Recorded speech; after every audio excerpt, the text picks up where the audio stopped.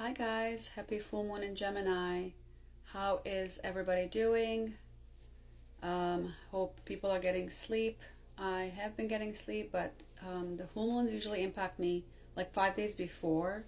I don't even really track it sometimes. I just like was not sleeping for 2 days and I'm like, what's going on? And I was like, oh, full moon is coming up in 3, 4 days. That's why. So it's funny, yeah, I don't really follow it, and then I noticed that um, Cancer rising, being Cancer rising, you're ruled by the moon, and the moon really does impact you. Whether you like it or not, it just shows up. It is what it is, whatever. Try to go along with it. But I've been making a lot of changes in the past month and a half. Like, I just felt um, that ever since Pluto left Capricorn and got into Aquarius, I just felt this new burst of energy and I want to change things. And I just realized that the Pluto in Aquarius is in mutual reception with my natal Uranus in Scorpio. And if you know what mutual reception is when two planets are in each other's ruling signs. So Pluto, rules Scorpio, and Uranus, Aquarius. So I have them swapped, kind of. Well, not just through the transit, to my natal Uranus. So and also I'm coming up on my Uranus opposition. Well, I have been in it, but it's the peak of it is, I think, next year. So it's when you want to make changes, and including I dyed my hair. I've been a blonde for like since I was a teenager, and I noticed my blonde ends were breaking off. Like, it's this length, so it won't grow. And I've researched, done everything, changed my diet even the past month and a half. Went full on carnivore, keto war, whatever, and have noticed changes in my energy. Number one, having like a borderline hypothyroidism and wanting to heal naturally, as I always have been.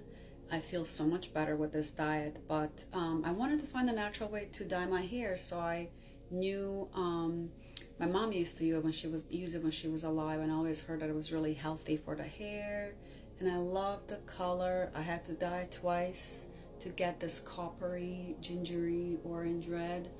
But my main goal was to have it healthy and grow healthy and let my natural hair grow out. But from here to here, it was blonde, and it grows really fast, but the growth doesn't translate to the ends because the ends would break. So hopefully with the diet and the henna, it will get better and it will grow. I just have to stop focusing on it, stop like obsessing over it as I do with things that I'm trying to solve. Virgo moon here, I will find anything and everything under the sun to heal something, and I'll heal it naturally. I don't like taking any medications for things. So I wanted to do a reading to see what is going on with collective energy. I feel like we're all in this void before big changes come on, and usually, you feel kind of like in the void. You feel like the changes are coming, you're excited, but at the same time you don't know what changes are coming and what to do about things. But so I pulled a few cards, and the first one that here, it has to do with the throat chakra, which is crazy because I just did a throat chakra meditation recently. So this one says vanity. We all say we will stop when we have enough, but there's never enough. You may be looking outside yourself for validation.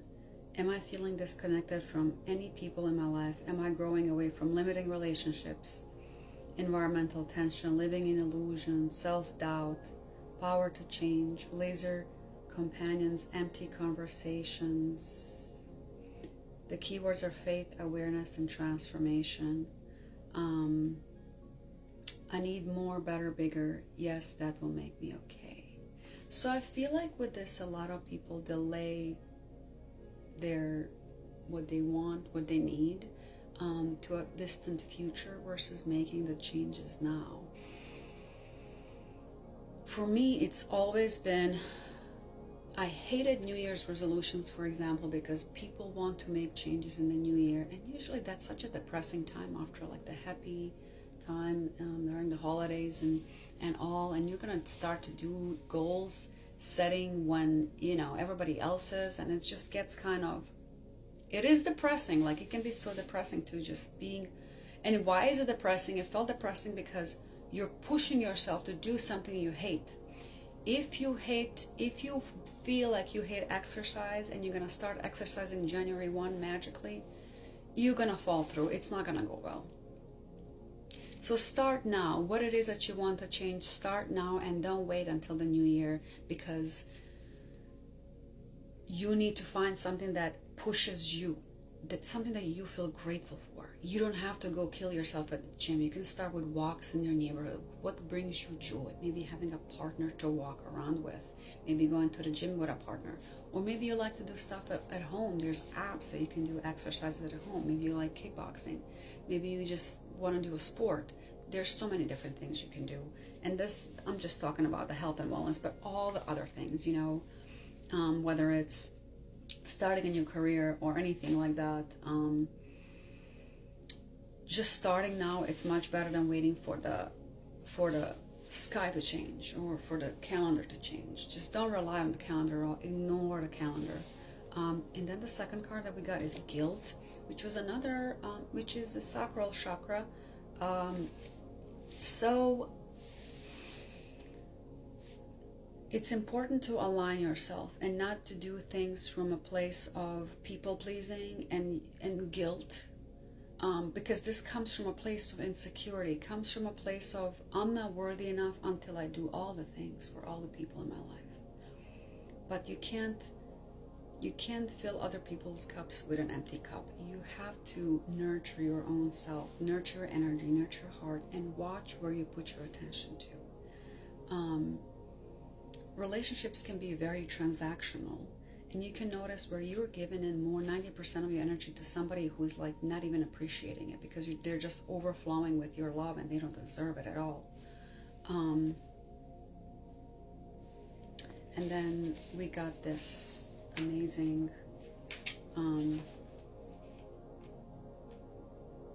third eye chakra card, recovery. Like your third eye is being open, and you think that you need a key for the future. You need this golden key that's going to unlock doors and opportunities for you.